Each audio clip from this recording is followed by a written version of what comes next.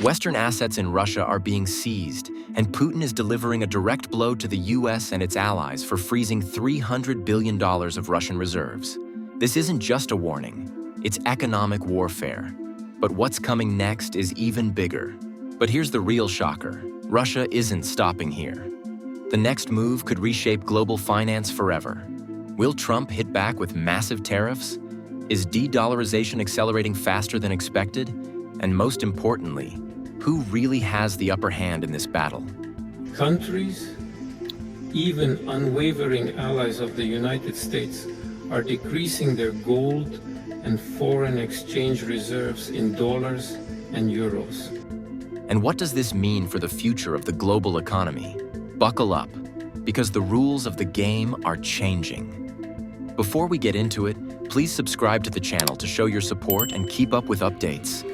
Russia is forcing foreign companies to sell their assets at massive losses, not as a business move, but as a strategic counterstrike.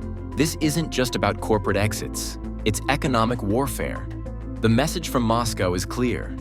If the West seizes Russian reserves, Russia will take Western businesses in return. This is the high-stakes game unfolding between the world's superpowers. A major example is ING Bank, a Dutch financial giant. In January 2025, ING sold its Russian business to Global Development JSC, a Moscow-based company owned by a financial investor with expertise in factoring services. While the exact sale price remains undisclosed, it was undoubtedly at a steep discount. This wasn't a voluntary exit.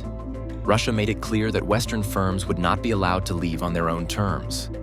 Since Western sanctions started against Russia in 2022, ING has decreased its total lending exposure to Russian clients by more than 75%, taking deliberate actions to separate its Russian business from the broader ING network and systems. Under the terms of the agreement, Global Development will acquire all shares of ING Bank, assuming control over all Russian onshore activities and staff. The acquiring company plans to continue serving customers in Russia under a new brand. The transaction, which has been preceded by extensive due diligence, is subject to various regulatory approvals and is expected to be completed in the third quarter of 2025. Financially, ING anticipates a negative post-tax impact of approximately 700 million euros from this sale. This figure includes an estimated book loss of around 400 million euros, reflecting the gap between the sale price and the business's actual value. This transaction will also reduce ING's Common Equity Tier 1 ratio by about 5 basis points, further highlighting how deeply undervalued the sale was. On top of that, ING has been absorbing losses since 2022, with an additional 315 million euros, hit due to currency devaluation affecting the value of its investments. While this loss is recorded as part of the bank's equity, its financial foundation, it does not impact ING's overall capital strength or profitability. In other words, it's a loss on paper, but it won't destabilize the bank. For Russia, however, this is a clear strategic win, forcing a major Western financial institution to offload assets at a fraction of their worth. Following this sale, ING aims to further reduce its offshore exposure to Russian clients. As of September 30th, 2024, its remaining exposure, recorded through non-Russian ING entities, stands at 1 billion euros, with 500 million euros covered under Export Credit Agency or Credit Protection Insurance. Another big loss for Europe is Raiffeisen Bank International, an Austrian bank. A Russian court ordered it to pay 2 billion euros in damages over a collapsed deal. This ruling was seen as direct retaliation for Western financial sanctions. The bank, which has been one of the biggest Western lenders in Russia, now faces serious financial trouble. Russia has set strict rules for Western companies wanting to leave. They must sell at a minimum 50% discount and pay a 15% exit tax. This means any company trying to leave Russia will take a massive financial hit. The goal is clear. It is to make it as painful as possible for foreign businesses to pull out. But it does not end here. It gets worse for the EU businesses in Russia. Many major Western firms are still operating in Russia, unsure of what to do. Italy's UniCredit is one of them. Since 2022, it has been considering an exit but does not want to sell at such a low price. However, with Russia's strict rules, UniCredit may soon have no choice but to accept a loss. Other companies in banking, energy, and manufacturing are also stuck. Some are afraid of financial losses, while others fear that if they stay, their assets might be taken by force.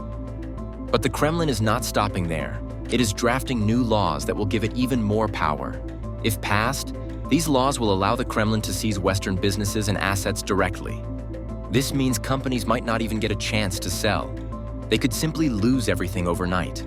The message from Moscow is loud and clear. If the West takes their frozen reserves, they will take the West's companies. So how is the US responding to Russia? The Trump administration is weighing the imposition of stringent economic measures against Russia and its allies. Among the proposed actions is the implementation of 100% tariffs on key Russian exports, a move designed to exert maximum economic pressure on Moscow. Such tariffs would not only cripple Russia's revenue streams, but also disrupt global supply chains, given Russia's significant role in commodities like oil and gas. China and India, which have been buying Russian oil using alternative currencies like the yuan, are now directly in Washington's crosshairs. In an effort to protect the dollar's dominance in global trade, the US is weighing sanctions against these countries, aiming to discourage them from bypassing the Western financial system. However, there is a chance that tensions could ease. Trump and Putin are set to meet soon, raising hopes that a diplomatic resolution might be possible before the situation escalates further. President Putin wants to meet. He's said that even publicly. While this is good news, it is important to note that it would not be an easy negotiation. The US holds a significant advantage in this economic standoff, having seized over $300 billion in Russian assets, a move Russia simply cannot counter on the same scale. With further sanctions already under discussion, Trump has signaled that even tougher measures could follow if Russia refuses to back down. This escalating pressure forces Moscow into a delicate balancing act as it navigates its next moves in an increasingly volatile global landscape. But of course, these sanctions are not the best answers. While they've certainly caused economic strain, some experts argue that Russia has shown a surprising ability to bounce back. With support from countries like China and India, Russia has been able to limit the damage by diversifying its trade relations and finding alternative sources of revenue. This means the full impact of Western sanctions may not be as severe as initially expected. As Western sanctions continue to isolate Russia, it may have no choice but to strengthen its economic ties with China, forging a powerful alliance that could directly challenge Western economic dominance. As Russia faces increasing restrictions from Western markets, it may find a willing partner in China, eager to capitalize on discounted Russian commodities and expand its influence. This shift has the potential to reshape global alliances and redefine economic dependencies in ways the West may not have anticipated. If more countries frustrated with US sanctions join this movement, it could accelerate de-dollarization, pushing nations to reduce their reliance on the dollar in trade and finance. So how does President Trump plan to counter this growing threat? Russia has been leading the global effort that aims to reduce dependence on the dollar in trade and finance, weakening US economic influence worldwide. The recent BRICS summit in Kazan, held from October 22nd to 24th, 2024, highlighted Russia's commitment to this strategy. The summit, attended by major economies like Brazil, India, China, and South Africa, and new members including Iran, Egypt, Ethiopia, and the UAE, focused on expanding trade in national currencies. Additionally, discussions revolved around the BRICS Pay digital platform, a tool designed to bypass the dollar in international transactions.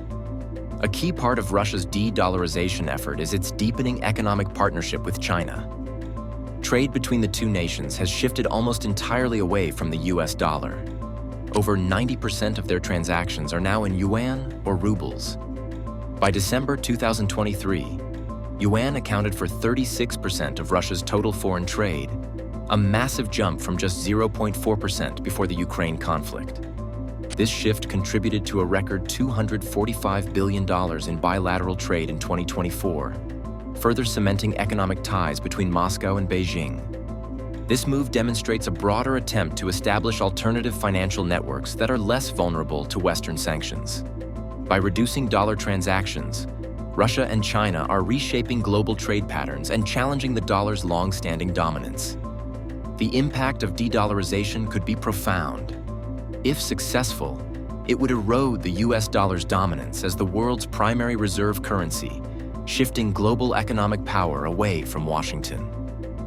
A reduced demand for the dollar would weaken US influence in international markets, potentially forcing a major rethink of American economic and foreign policies. However, this transition faces significant challenges. The dollar remains deeply embedded in the global financial system, and trust in alternative currencies, whether the yuan, ruble, or a BRICS-backed solution, will take years, if not decades, to fully establish.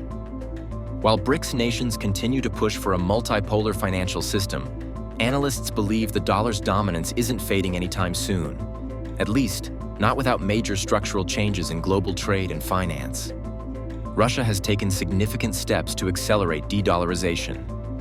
It developed the System for Transfer of Financial Messages, SPFS, an alternative to SWIFT, to secure financial transactions from Western interference. Additionally, Russia has increased its gold reserves while reducing its holdings of US Treasury securities.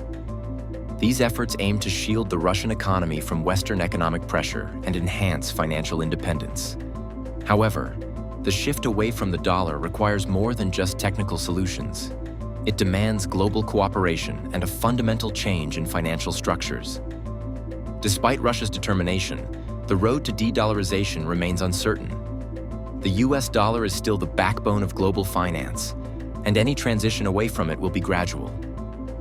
For Russia's strategy to succeed, it must overcome economic instability, build reliable financial infrastructure, and gain the trust of international partners. The outcome of these efforts will determine whether the world enters a new financial era or if the dollar maintains its grip. Trump is not sitting back with arms folded. He is anticipating this and preparing. Since taking office, Donald Trump has been making bold and sometimes shocking moves in foreign policy. One of his biggest ideas was taking control of Greenland and the Panama Canal. As if that weren't enough, Trump has imposed tariffs on Mexico, Canada, and China, making imports from these key trade partners more expensive. His goal is clear: push businesses to manufacture more within the US. On paper, this strategy sounds promising, but there's a catch. Tariffs often lead to higher prices for American consumers. Trump himself acknowledges that people might experience short-term pain. But the real question is, how short is short-term? And more importantly, will the economic benefits outweigh the costs? By picking fights with major trade partners and allies, Trump risks pushing countries away instead of pulling them closer. If Mexico, Canada, and China start retaliating, American businesses could suffer, and global trust in the US might shrink. And here's where things get interesting. Trump's aggressive trade policies might actually play right into the hands of BRICS and Russia. These nations have long sought to reduce their reliance on the US dollar.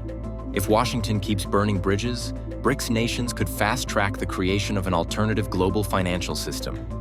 That's a serious blow to US economic influence. From Moscow's perspective, this is a strategic gift.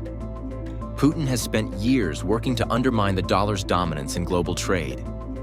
And if Trump keeps making enemies, more countries might be willing to ditch the dollar and start trading in other currencies. That means less economic leverage for the US and a major opportunity for Russia and China to reshape global finance on their terms. Could this be the moment Putin has been waiting for? A chance to cement Russia's influence and bypass Western sanctions? One thing is certain. The Kremlin is watching closely, ready to turn this situation into a strategic advantage. For more updates, subscribe to the channel and turn on notifications so you don't miss what happens next. See you in the next one.